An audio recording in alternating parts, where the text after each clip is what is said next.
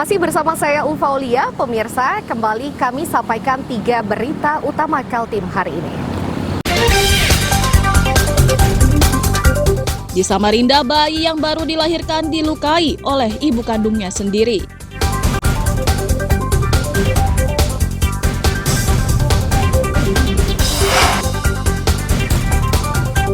Kebakaran hutan dan lahan di Kutai Barat masih berlangsung.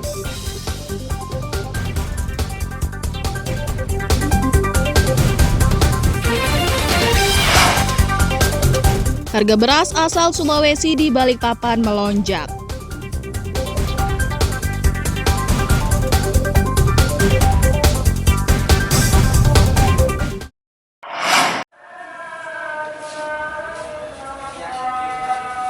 Harga beras asal Sulawesi yang dijual di Balikpapan melonjak.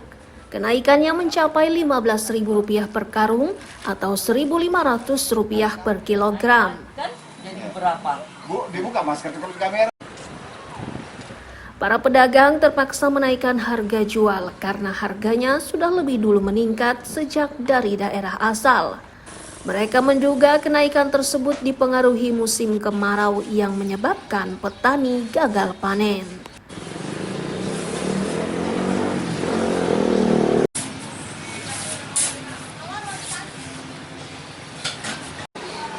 Harga sebelumnya yang 305 jadi 320. Yang 315 jadi 330. ini kenaikan sudah berapa lama Mbak berlangsung? Kurang lebih 2 mingguan. Kurang lebih 2 mingguan ya. Oke, ini pengambilan berasnya dari mana Mbak? Langsung dari Sulawesi. Langsung dari Sulawesi. Dari sana memang sudah naik ya harga ya. Naik. Alasan kenaikan harga sebelumnya mungkin tahu penyebabnya apa? Kemarau. Nah, dari yang sebelumnya di harga berapa Pak? Harga biasanya itu 10.000, 11.000. Sekarang harga jualnya jadi 12,5, ada yang 13 juga. ada kenaikan berapa rupiah tuh dari Per sebelumnya? kilonya ada yang macam-macam sih. Kalau sekarang ini lebih tinggi lagi mungkin. Oh, pengambilan dari agen memang udah tinggi harganya ya Pak ya? Udah tinggi memang. Alasan dari agen apa Pak? Ya karena kemarau juga kan. Kenaikan harga beras merepotkan penjual nasi. Untuk menyiasatinya, mereka terpaksa mengurangi takaran agar tidak merugi. Itunya juga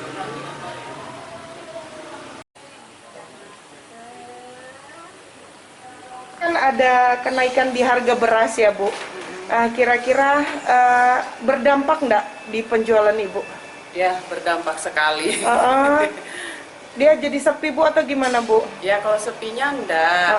Cuma ya pendapatannya pastilah berkurang. Pendapatannya berkurang. Dari Ibu sendiri kira-kira ada mengurangi porsi dari jualan nggak Bu Ya. karena kenaikan harga ini? Ya, dikurangin sedikit. Dikurangin nasinya. sedikit ya, oke. Biasanya bungkusnya agak full, ini ya dikurangi sedikit. Agak kurang, tapi konsumen tidak ada keluhan ya Bu ya? Ya, enggak juga ngerti. Kebanyakan ngerti aja. Kebanyakan ngerti. Bapak ini ada loh di bukan beras bagus itu Pak, bukan berasnya. Agar harga beras turun, pemerintah diminta gelar pasar murah. Amin Hamzah dan Riani Mantini melaporkan dari Balikpapan.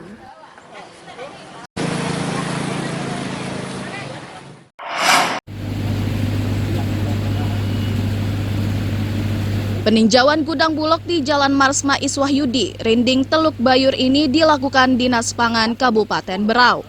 Langkah tersebut untuk memastikan ketersediaan beras yang akan dibagikan ke masyarakat jelang penyaluran cadangan pangan pemerintah tahap 2. Kepala Dinas Pangan, Rahmadi Pasarakan menyatakan penyaluran akan dilaksanakan 19 September hingga November 2023. Sebelum disalurkan, mereka perlu memastikan ketersediaan dan kualitas berasnya. Ya kan? Saya ambil foto Pak ya. Melakukan pengecekan kualitas dan kuantitas bantuan pangan yang tahap kedua. Jadi ini merupakan tahap kedua yang tahap kedua ini akan disalurkan pada bulan September, Oktober dan November. Nanti kita hanya melihat hari ini, kita hanya melihat kesiapan daripada Bulog untuk beras yang akan disalurkan.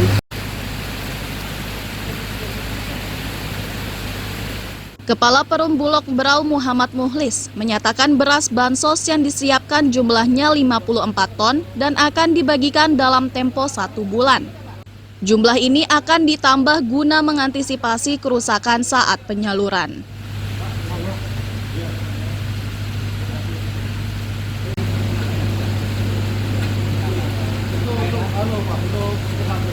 Pastinya ada ini ya, kita siapkan lebih sedikit karena tahu di lapangan nanti ada kebocoran atau kerusakan. Karena itu hak dari para masyarakat untuk didapatkan dalam isi yang bagus, kemudian kemasannya juga bagus. Pastinya seperti itu. Beras tadi kita lihat sama-sama, alhamdulillah menurut Bapak tadi bagus. Yang disiapkan berapa nih Bang? Kalau kita sudah siapkan ini baru 35 ton. 35 ton. Ya, 1 bulan kita perlu 54 ton. 54 ton. Ya. Itu khusus untuk bantuan cadangan pemerintah. Ya, untuk 1 bulan kita kan perlu 54 ton. Itu kita ini sih sebelum pekan depan udah selesai. Sudah selesai. Karena teman-teman juga kerjanya cepat juga.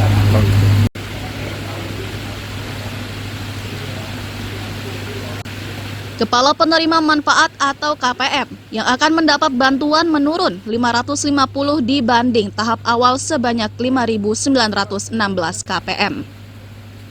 Amir Hamzah dan Miko Gusti melaporkan dari Kabupaten Berau.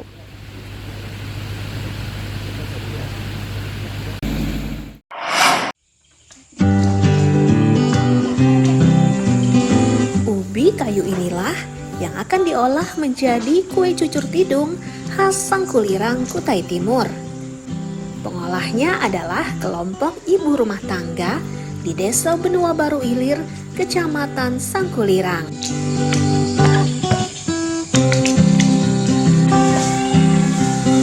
Bagi warga desa, penganan ini sudah lama dikenal dan biasa dikonsumsi sebagai pengganti beras. Cara membuatnya pun tidak sulit. Singkong dikupas, lalu dicuci hingga tidak lagi bergetah. Setelahnya dikukus 30 menit dan kemudian diletakkan dalam wadah untuk didinginkan.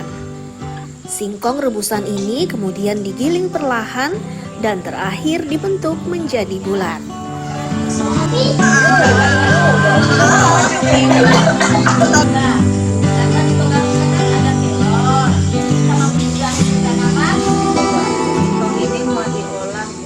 Tradisional loh, yaitu kue cucur tidung, namanya orang di sini kue cucur tidung, yang asal bahannya non terigu ya, non terigu.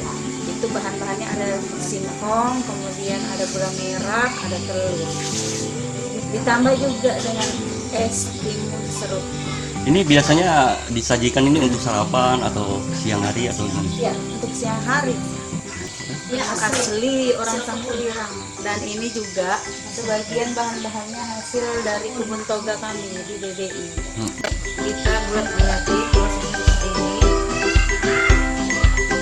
Sebelum dikonsumsi, adonan ubi kayu digoreng untuk kemudian diberi bumbu dan siap dinikmati.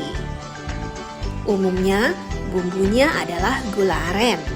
Namun, jika ingin mencoba sambal kecap juga tidak dilarang. Di masanya, penganan ini kerap dihidangkan saat acara adat setempat. Amir Hamzah, Sabta Rizky melaporkan dari Kutai Timur.